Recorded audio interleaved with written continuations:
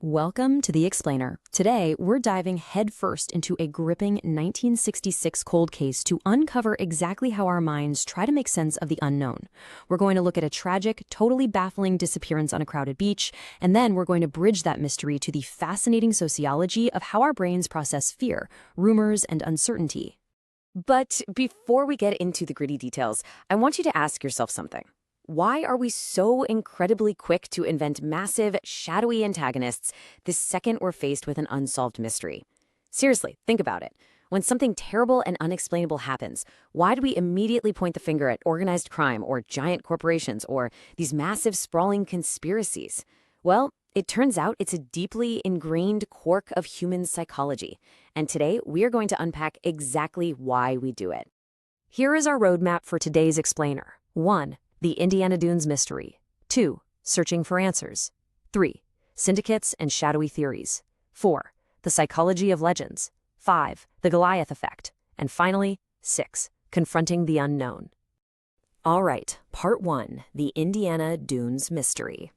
Let's start by looking at an incredibly unsettling case right out of Indiana that has completely baffled investigators for over half a century.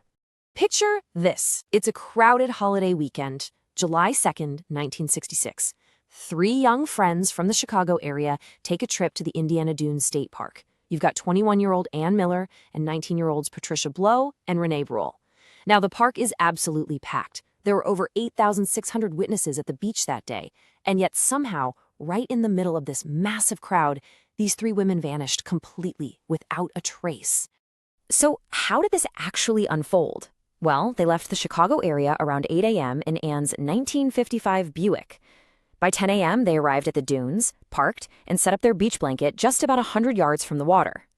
Fast forward to noon, and a couple nearby reports seeing the women leave their belongings behind, wade into the water, and strike up a conversation with a well-tanned, dark-haired guy in a white and blue outboard motorboat. They boarded his boat, headed west, and that was literally it. By dusk, a park ranger realized their belongings were still just sitting there in the sand, completely unclaimed. Which brings us to Section 2, Searching for Answers. Naturally, an enormous search kicked off, but the clues they left behind only deepened the mystery. Think about the sheer volume of personal items they left on that blanket. We are talking purses, car keys, clothes, cash, IDs, the whole shebang. Leaving your purse and your keys behind strongly implies you're planning to come right back, right? But then, inside Renée's purse, investigators found an unmailed letter to her husband. She'd written it a couple weeks prior, totally expressing her frustration that he was spending way too much time tinkering with hot rods with his friends, and even threatening to leave him. It's a tantalizing clue for sure, but did it really explain a sudden triple disappearance? Over the following days, an absolutely massive search was initiated. The U.S. Coast Guard was scouring Lake Michigan, which covers over 22,000 square miles, by the way. On land, you had police, soldiers, and bloodhounds combing through the dunes. They even found some mysterious turquoise boat wreckage washed up a few miles away that was doused in gasoline, but authorities initially just dismissed it. And shockingly, the official stance eventually became that there was no evidence of foul play or drowning. It essentially left investigators leaning into this highly improbable theory that all 3 women voluntarily orchestrated their own disappearances. Section 3, Syndicates and Shadowy Theories. As you can imagine, the families and the public were absolutely not buying that official stance. When there are no clear answers, human nature steps right in to fill the void with some wild, shadowy theories. So 3 major theories spawned from this case. The first was a random massacre connection. Just 2 weeks later in Chicago, a notorious killer named Richard Speck committed a horrific mass murder. Because of the timing and location, people immediately wondered if he was responsible, though police never found a shred of evidence putting him at the lake. The second theory comes from an independent researcher named Dick Y., who proposed the abortion boat theory. At a time before Roe v. Wade, he claimed a married couple ran an illicit clinic out of Gary, Indiana, using a boat on the lake, and that a botched procedure on one of the women led to the disposal of all 3. Again, police could never substantiate this. And finally, we have the most cinematic theory of them all, the horse mob. All 3 women rode its stables run by a man named George Jane. Now, George was locked in a violent, syndicate-style turf war with his brother Silas, which included a literal dynamite car bombing at the stables a year prior. Patricia had recently suffered a facial injury and told friends she was in trouble with syndicate people. So a ton of people theorized the women saw something they shouldn't have regarding the mob. Let's pivot slightly for Section 4, the psychology of legends. Let's take a step back and examine the underlying mechanics connecting these wild theories to a much broader phenomenon. Why are we so drawn to the syndicate or the illicit underground clinic? As it turns out, whether we're blaming a shadowy mob for missing women or a massive corporation for consumer anxieties, we are engaging in the exact same sense-making behavior.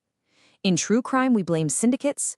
In the consumer world, we create what sociologists call mercantile legends, blaming fast food chains or huge companies for horrific adulterations of our products. In both scenarios, we are desperately trying to give a face to the massive, terrifying unpredictability of the modern world. Folklorist Gary Allen Fine hits the nail on the head here. He points out that these urban legends and theories are just our way of processing modern fears. Fine notes that stories about, say, worms in fast food burgers or exploding microwaves are basically mini docudramas. It's always a naive victim being harmed by the dark, uncontrollable underside of progress. It is the exact same psychological reflex that makes us want to blame a sprawling, organized horse mob for the loss of 3 young women. We just need a villain big enough to match the size of the tragedy. Section 5, the Goliath effect. This brings us to a really fascinating sociological concept that explains exactly who we target with these fears. The crucial takeaway here is that we don't just pick our villains at random. We specifically target the biggest, most dominant entities out there. This is known as the Goliath effect. It's a pattern where a massive, disproportionate number of legends target the largest corporations in a market, way beyond their actual market share. It reflects our inherent ambivalence toward bigness. We respect size and success, sure, but we also deeply, deeply mistrust it. Check out these numbers from student samples. It perfectly illustrates how dominant brands just naturally attract these legends. If you ask people about a rumor of a mouse in a soft drink, 48% of the time, they immediately name Coca-Cola. A rat fried as chicken? 58% point straight to Kentucky Fried Chicken. Worms in a hamburger?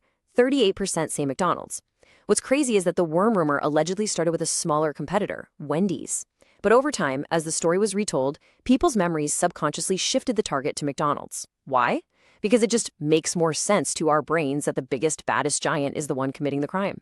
And it's not just about sheer size, it's also about prestige. Take the infamous death car legend. The story goes that there's a brand new sports car selling for just $200 because someone died in it, and the smell of death literally won't come out. When people tell this story, they overwhelmingly name prestigious cars. 40% say it's a Corvette, 10% say Cadillac. We target these high-end brands out of pure envy and mistrust, basically reinforcing the subconscious belief that extreme wealth always comes with a deadly catch. Fine actually breaks these corporate myths down into 3 distinct buckets. First, you've got the evil corporation. We literally think they are consciously malevolent, like those old rumors of companies secretly funding cults. Then there's the deceptive corporation, which supposedly cuts corners by adulterating products. Think spider eggs in bubblegum or sawdust in your burger. And third, the careless corporation, characterized by total apathy, like the classic legend of a woman trying on an imported coat at a discount store only to be bitten by a deadly snake hiding in the sleeve. All 3 buckets represent our deep-seated anxiety that these massive, faceless entities simply do not care about us. And that brings us to our final section, Section 6. Confronting the unknown. Let's tie this all together and see what this tells us about that 1966 cold case and, honestly, our own minds. So whether we are talking about an alleged underground abortion vote on Lake Michigan, a sprawling horse racing crime syndicate, or a rumor about spider eggs in your favorite brand of bubblegum, we invent these stories for the exact same reason. A massive conspiracy, an evil corporation, or an organized mob is, strangely enough, way more comforting to the human mind than the alternative. Because the alternative is that sometimes terrible, random, senseless bad luck just happens. 3 women can walk onto a crowded beach on a beautiful Saturday morning and simply vanish, without a grand, cinematic villain pulling the strings.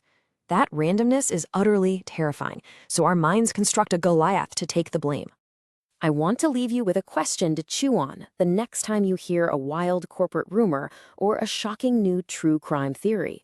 Are you actually looking at cold, hard facts, or is your brain simply trying to find comfort by blaming a Goliath? The disappearance of Ann Miller, Patricia Blow, and Renée Bruhl remains completely unsolved to this day, a tragic blank spot in history. As we continue to search for answers in cases like theirs, we absolutely have to make sure we are chasing the truth and not just our own shadows. Thanks for hanging out for today's explainer. Keep learning, keep questioning, and I'll catch you next time.